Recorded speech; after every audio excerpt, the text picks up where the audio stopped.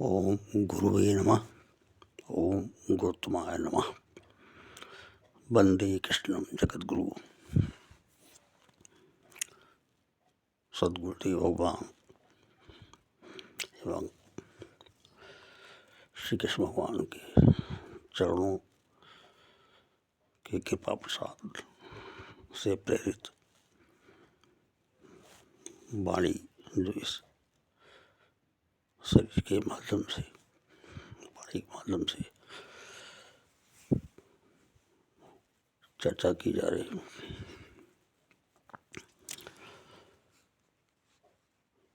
जैसा कि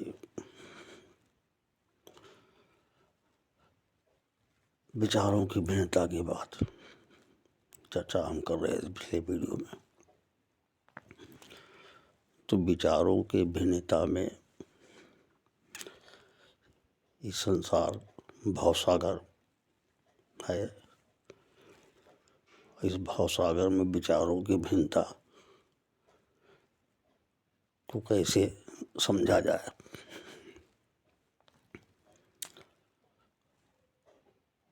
हम चर्चा के माध्यम, वाणी के माध्यम से ये कहना चाहेंगे कि विचारों की भिन्नता का परिणाम, उसका प्रभाव सबसे पहले हमारे घर परिवार पे ही आता है। माता पिता ने हमें जन्म दिया, मैं एक पुत्र के रूप में हुआ, समझदार हुए, विचारों का आदान प्रदान होना शुरू हुआ। तो पहले तो हम अच्छे पुत्र बनने का प्रयास करें और ये तभी संभव हो पाएगा जब हमारे माता पिता की बात हम ध्यान से सुनेंगे। वो हमारे प्रथम गुरु होते हैं और उनकी पूरी बात मानेंगे। अपने माता पिता की पूरी बात मानना, उनकी बात को समझना, ये अच्छे पुत्र की पहचान है।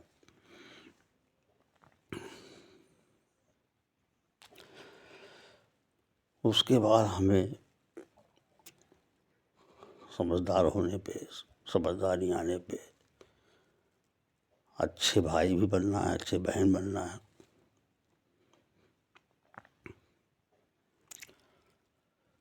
इसी क्रम में आगे चलते हैं तो हम कर्मभूमि में पहुंचते हैं तो शादी ब्याह भी होता है।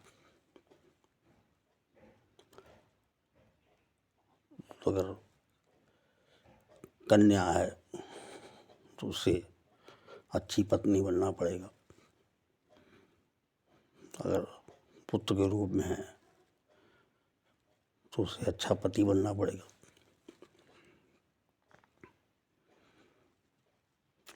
और आगे क्रम में जाएंगे तो अच्छी माता, अच्छे पिता बनना है।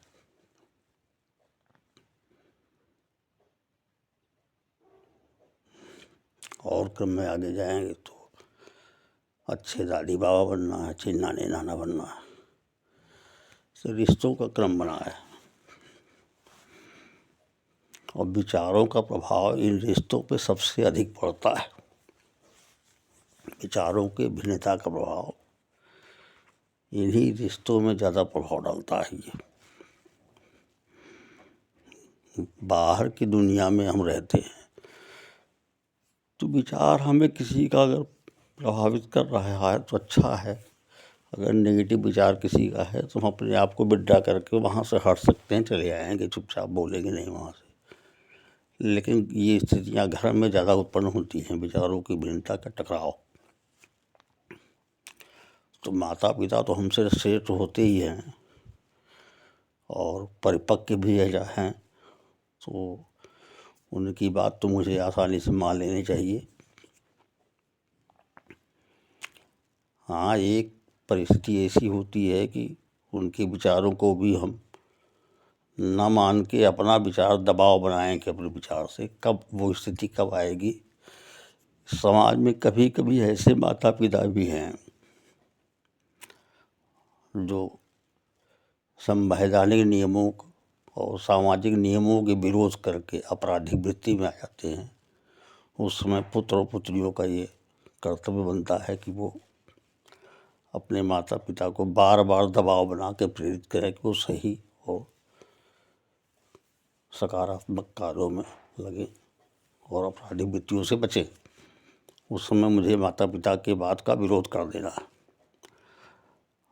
सामान्य स्थिति में तो माता पिता हमारे पूज्य हैं और रहेंगे हमेशा, उनकी बात को हम नकार नहीं सकते हैं। वो जो भी कह रहे हैं हमारे हित के लिए कह रहे हैं, हमसे ज़्यादा परिपक्व हैं। समकक्षी अगर हैं, भाई बहन हैं, तो विचारों में टकराव उसमें भी होता है, तो उसमें जो है आपस में छोटे बड़े हैं, बात करके चुप लगा के थोड़ी देर बाद फिर अपनी बात कह के बात को सुलझाया जा सकता है। तुरंत रिएक्ट नहीं करना चाहिए। विचारों की भिन्नता है, सबका विचार सर्वश्रेष्ठ होता है। ये वृत्ति सब में मिलती है कि सब हमारा विचार सर्वश्रेष्ठ है। भाई बहन भी हैं तो भी आपस में यही सोचते हैं कि हमारे विचार अपने अपने अलग हैं, तो भाई बहन में भी टकराव हो सकता है, पति पत्नी में भी हो सकता है, पिता पुत्र में किसी से हो सकता है। ऐसी स्थिति में चुप रहने की आवश्यकता है और थोड़ी देर बाद सब कुछ सामान्य होने पे दोबारा अपनी बात को दोबारा कहा जा सकता है। दोबारा विचार करने के लिए कहा जाए तो लोग, हर आदमी समझदार होता है, सबके अंदर भगवान का वास है। उन विचारों पे लोग दोबारा विचार पुनः करेंगे तो सहमति बन जाएगी, शांति बनी रहेगी। ऐसे माहौल में विचारों की भिन्नता और विचारों की ईगो होने के कारण जो है किसी की चर्चा पे तुरंत रिएक्ट नहीं करना चाहिए, बिल्कुल सुनने की आदत डालना चाहिए। खूब प्रेम पूर्वक सुनिए, अच्छा लगे चाहे खराब लगे सुनते रहिए, बोलिए नहीं। ये पॉजिटिव विचार मिलता है स्वीकार कर लेंगे, नहीं पॉजिटिव है, अगर नेगेटिव है तो हम उस समय तो शांत ही रहेंगे। ये सब फार्मूले घर के लिए स्पेशली हैं, अन्यथा घर में ही टकराव बिगड़ रहेगा। बाहर तो आसान है, बाहर तो हम हट जाएंगे, या कर्म भूमि में भी है तो वहाँ भी दिक्कतें आती हैं, तो वहाँ भी चुप रहने से काम चल जाता है। लेकिन ऐसे स्थान पे काम नहीं चल पाता है जहाँ से हम हट नहीं सकते हैं। तो घर परिवार से हम दूरी बना नहीं सकते हैं, रिश्तों से दूरी बना नहीं सकते हैं। ऐसी परिस्थितियों में सबके विचारों का अपना अपना ईगो है, तो उस ईगो से सबके ईगो को हर्ट नहीं होने देना है, सबके ईगो को बचाना है। और प्रायः हर घर में, हर स्थान पे जहाँ भी हमें इस बात की चर्चा करता जाना चाहिए कि हमसे श्रेष्ठ विचार सभी का है। हमारा विचार जो भी है, हमसे हर व्यक्ति बुद्धिमान है, हर आदमी मुझसे श्रेष्ठ है। ये चर्चाएं आपस में हर जगह करना चाहिए। किसी को शिक्षा के तौर पर नहीं, किसी बात बात में बोल देना चाहिए या मुझसे तो सभी का विचार श्रेष्ठ हम अपने मानते हैं। तो एक माहौल पॉजिटिव बनता जाएगा धीरे धीरे करके। जिस माहौल में आप रहेंगे उस माहौल में ये माहौल बनेगा। आप बोलेंगे कि हमसे विचार सभी का श्रेष्ठ, सबका सम्मान है, तो धीरे धीरे सबके दिमाग बैठना शुरू होगा वो, और उसका रिजल्ट बहुत पॉजिटिव आना शुरू हो जाएगा। तो विचारों की भिन्नता के कारण विघटन से बचने का एक ही तरीका यही है कि चुप लगाना या हट जाना। और हटने की स्थिति नहीं अगर है, रहना एक साथ मजबूरी है, तो वहाँ चुप रहना है। फिर थोड़ी देर बाद दोबारा माहौल शांत होने पे, सब कुछ सामान होने पे दोबारा फिर उसी टॉपिक पे चर्चा की जाए धीरे से, 2-4 बार लगातार नहीं, गैप दे दे के चर्चा के, तो सबके समझ में आ जाता है, शांति बनी रहेगी। और तुरंत रिएक्ट होने पे परमानेंट अशांति मिलती है। ये जो है कहानी घर घर की बनती है और स्थितियाँ बनी रहती है टकराव की। 1 से 2 हुआ नहीं कि विचार की टकराव, विचारों की भिन्नता का टकराव होने की स्थिति बनी। 1 से 2, जब तक एकत्व का भाव है तब तक तो कुछ भी नहीं होना, सब कुछ नॉर्मल है। एक से दो होने पे किस सेकंड विचारों की टकराव की स्थिति बनेगी, इसकी कोई गारंटी नहीं किसी की। वो किसी भी रिश्ते में कभी भी कुछ भी हो सकता है। तो इसको हमेशा ध्यान रखने की बात है। अगर शांति चाहिए किसी को, घर परिवार समाज जहाँ भी शांति चाहिए, तो इस बात को ध्यान रखना है कि हमसे सर्वश्रेष्ठ विचार सभी का है। ये मनन चिंतन हमेशा परमानेंट होना चाहिए। मैं जहाँ रहूँ कम से कम ये दिमाग मेरे भरा रहे कि हमसे सर्वश्रेष्ठ विचार सभी का है। तो ऐसी स्थिति में हम शांति में रहेंगे, अन्यथा हमको परेशानी झेलनी ही पड़ेगी और फिर स्थितियाँ बिगड़ती ही जाती हैं। टकराव में टकराव, टकराव में टकराव, तर्क वितर्क कुतर्क सब होता रहता है, स्थितियाँ विघटित हो जाती हैं। तो ये तो हुआ विचार। थोड़ा से माया जगत है ये हमारा, इस माया जगत पे भी चर्चा करना चाहेंगे। माया क्या है?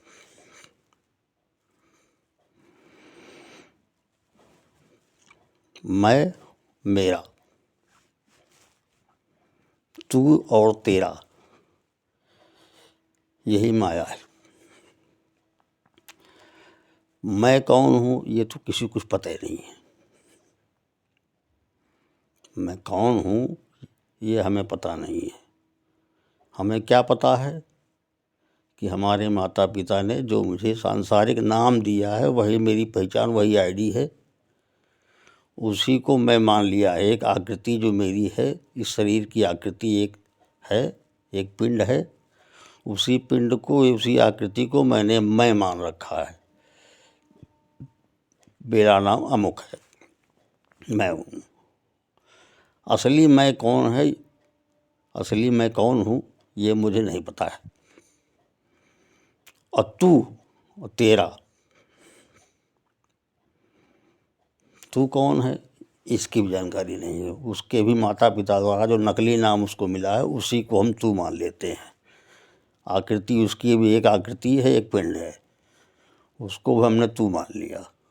और तेरा, तेरा की परिभाषा में तो उसके पास जो भी है, ज्ञान है, बुद्धि है, बल है, धन बल जो भी है, वो तेरा हो गया। और मैं अपनी आकृति, अपना नकली नाम, इस हाड़ मांस के शरीर को मैं मान लिया और नकली नाम को मैं मान लिया, जो हमारी आईडी बनी संसार के लिए। और मेरा में कौन है? मेरा मेरे माँ बाप, मेरे भाई बहन, मेरी पत्नी, मेरे बच्चे, मेरे दादी बाबा, नानी नाना, नाते रिश्तेदार जो भी हैं, मैं, ये मेरे। और बाकी वो तेरे में सब आ जाते, यही रिश्ते तेरे में भी आ गए।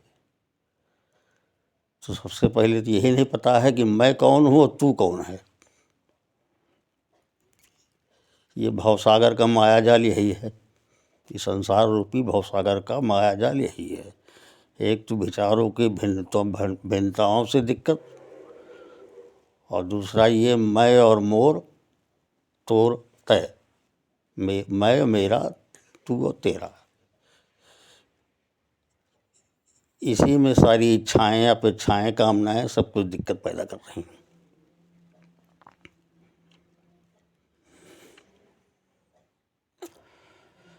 जबकि सच्चाई ये है कि मैं कौन हूँ ये मुझे नहीं मालूम है। यही जानना है कि मैं कौन हूँ। अगर मेरा सांसारिक नाम हटा दिया जाए जो माता पिता द्वारा दिया गया है, तो मैं आधा पागल हो जाऊंगा, बता ही नहीं पाऊंगा मैं हूँ कौन। मेरे समझ में ही नहीं आएगा मैं हूँ कौन, क्या बताऊँ किससे मैं कौन हूँ। हाड़ मांस का टुकड़ा हूँ, क्या बताऊंगा। इसी प्रकार तू, तुम्हारे माता पिता ने जो भी तुमको नाम दिया, तुम्हारी आकृति को, अगर उसको हटा दो तो तुम बताओ क्या हो। न मुझको अपने बारे में पता है, न तुमको अपने बारे में पता है, और हम लोग इसी में अटकते हुए रहते हैं। मैं, मेरा, तू और तेरा। मैं कौन है ये भी नहीं पता है, तू कौन है ये भी नहीं पता है। न तुमको पता, न हमको पता। और हम लोग आपस में इसी में उलझे हुए हैं। ये माया, इसी को माया कहते हैं और ये माया का खेल है। ये माया कौन है? मायापति भगवान स्वतः हैं। जैसे यहाँ संवैधानिक व्यवस्था है सामाजिक जीवन में, संसार में, यहाँ संवैधानिक व्यवस्था है और भगवान के दरबार में माया एक संवैधानिक व्यवस्था है वहाँ की। इसी को समझना है, उनके संविधान को थोड़ा सा समझने की बात है। अगर ये समझ में आ जाए तो हमारे लिए शांति का प्रतीक बन जाएगा। ये एक तो विचारों की भिन्नता और सबका सब विचार सर्वश्रेष्ठ होना, एक ये भवसागर के लिए है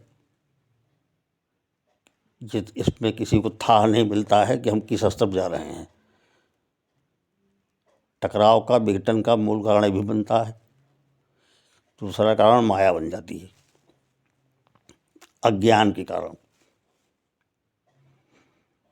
जब हमें पहचान नहीं मिल पाती है कि हम हैं कौन और दूसरा कौन, सामने वाला कौन है, तो जब पता ही नहीं कौन है तो विघटन तो होना ही होना है। फिर तो शांति कहाँ से रहेगी? शांति सबको चाहिए।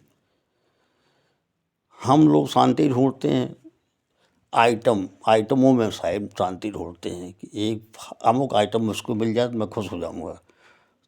एक अमुक आइटम हमको कहीं से मिल जाता है तो थोड़ी देर के लिए हम खुश हो जाते हैं, लेकिन उसका 4 गुना जो है वो कष्ट जो है उसके दूसरे रूप में दे जाता है, तनाव दे जाएगा।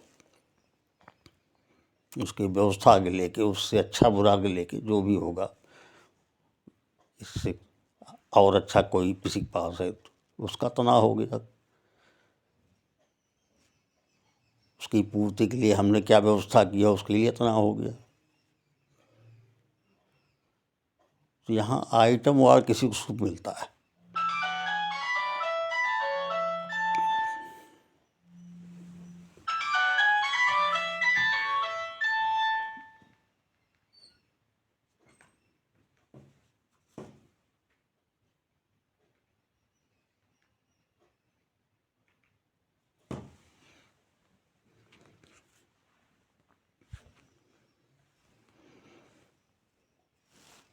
तो सुख की तलाश तो सभी को है, लेकिन सुख मिल नहीं पा रहा किसी को। शांति सबको चाहिए, शांति मिल नहीं पा रही किसी को। इसको समझने के लिए खाली समझ लीजिए तो आपको शांति मिल जाएगी।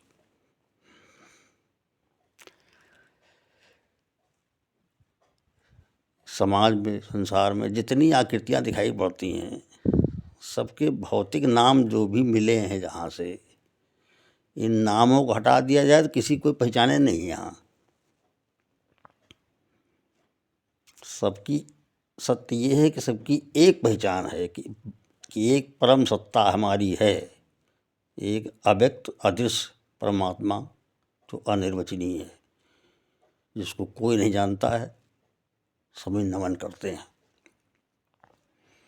एक शक्ति है जो संसार को चलाती है, अनंत को चलाती है, पहचान उसी की है, बाकी किसी की नहीं है। ये बिल्कुल सत्य है, इसी को समझना है। अगर ये समझ में आ गया तो माया से आप बरी हो गए। जो हमारे पिंड को चला रही है वो शक्ति कोई अदृश्य शक्ति है, अंदर विराजमान है। वो हमारे पिंड को इस आकृति की चला रही है, जिसमें फर्जी नाम हमको मिला है। संसार में फर्जी आईडी हमारे पास है, और यही फर्जी नाम, फर्जी आईडी किसी को भी मिला है, उसके माता पिता ने दे रखा है। न सत्य हमारा नाम है, न सत्य उसका नाम है। वो भी फर्जी नाम वाला है, मैं भी फर्जी नाम, और सबकी आईडी है। सबका संसार में जीवन पार होने के लिए व्यवस्था की गई है। सबके माता पिता ने उसकी आईडी बना दिया है। तुम्हारा जीवन जो है पार हो जाएगा इसी से, उस आईडी से, तो पार भी हो जाता है। लेकिन हम लोग उलझे रहते हैं हमेशा, परमानेंट जीवन के अंतिम सांस तक उलझे रहते हैं कि मैं कहाँ से आया, कौन हूँ, क्या करना है, कुछ पता ही नहीं। लक्ष्य का कुछ पता नहीं, शांति सब ढूंढ रहे हैं। शांति चाहिए, सुख चाहिए, दोनों नहीं मिलने वाला। इस भौतिक जगत में, इस माया के खेल में, इस विचारों की भिन्नता में, विचारों की श्रेष्ठता में इतना उलझन है, इतनी उलझन है इसमें कि किसी को कुछ मिल नहीं पा रहा है। सब तलाश रहे हैं उसे, भटके हैं, पागल तरह दौड़ रहे हैं, कुछ होने वाला नहीं है। इसको समझने की बहुत आवश्यकता है, अन्यथा जीवन भर उलझे रहेंगे हम।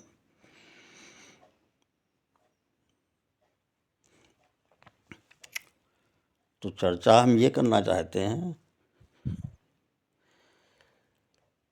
कि जो भी जिस मालिक को जानता है, अपने एक ही मालिक है, जो भी है इस अनंत ब्रह्मांड का एक मालिक है। उस मालिक को कौन किस नाम से जानता है, किस रूप में जानना चाहता है, उससे हमसे मतलब नहीं है, उसका सबका सम्मान है। जो जिस रूप में अपने मालिक को याद करना चाहता है वो बिल्कुल खुशी खुशी याद करे। वो सभी धर्म, सभी पंथ, सबको कोटि कोटि नमन है, किसी का कुछ नहीं। सब जो चाहो करो, अपने मालिक को आप याद करो खाली, बस अपने मालिक का ही दर्शन आप सर्वत्र करते रहिए। तू और तेरा ये भी खत्म हो जाएगा, खाली एक सामाजिक व्यवस्था रहेगी, उसको समझ जाओ कि सामाजिक व्यवस्था है। अगर मेरे पास नौकरी है तो हमको तनख्वाह मिल रही है तो हमारे खाते में आ रही है, तो व्यवस्था तो रहेगी।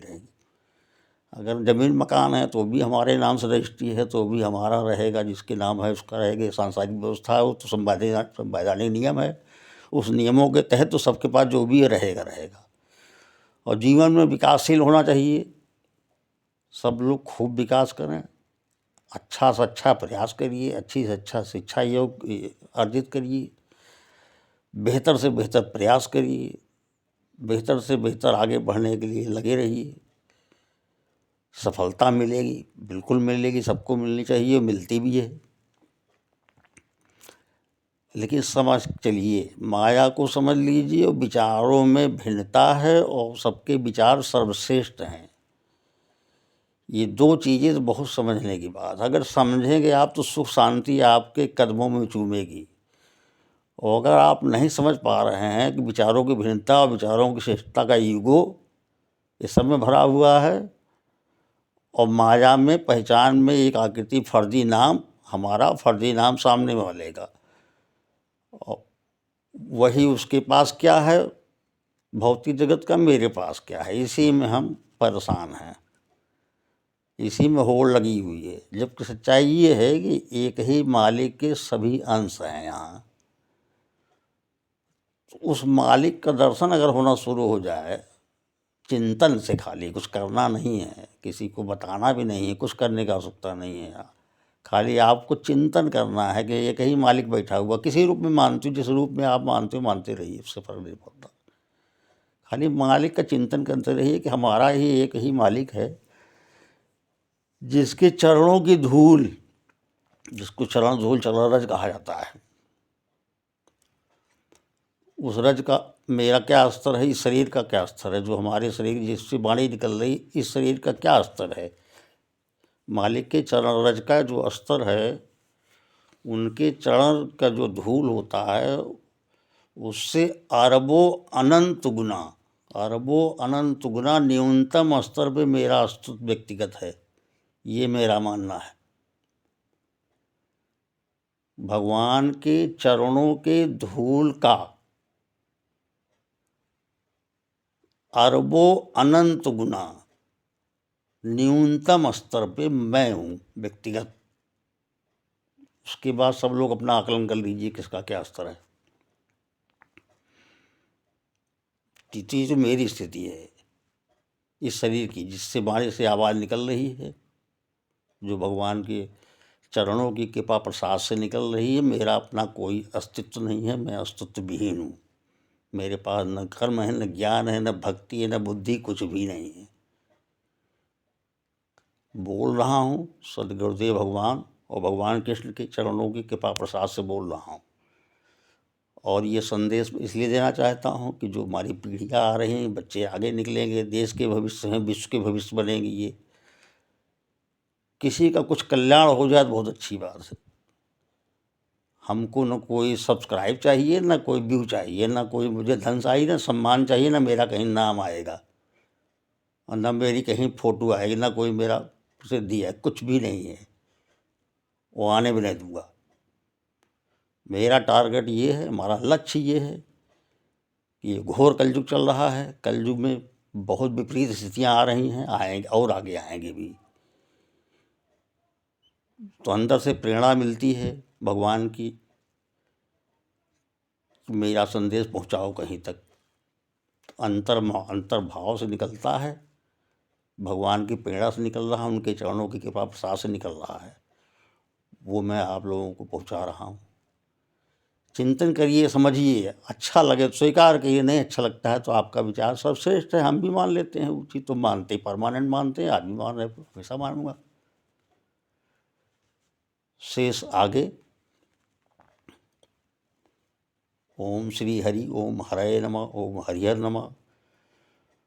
वंदे कृष्णं जगद्गुरु। सर्वे भवन्तु सुखिनः सर्वे सन्तु निरामया सर्वे भद्राणि पश्यन्तु मा कश्चित् दुःखभाग् भवेत्। ये श्लोक कौन किस रूप में ले रहा मैं नहीं जानता, लेकिन मेरे भाव से ये अनंत ब्रह्मांड में जितने जीव हैं सबके लिए है। ये अनंत ब्रह्मांड में जितने जीव हैं, ये श्लोक सबके स्वास्थ्य और संपन्नता और सुख के लिए कामना करता है, अनंत ब्रह्मांड के लिए कामना करता है। वंदे कृष्णं जगद्गुरु।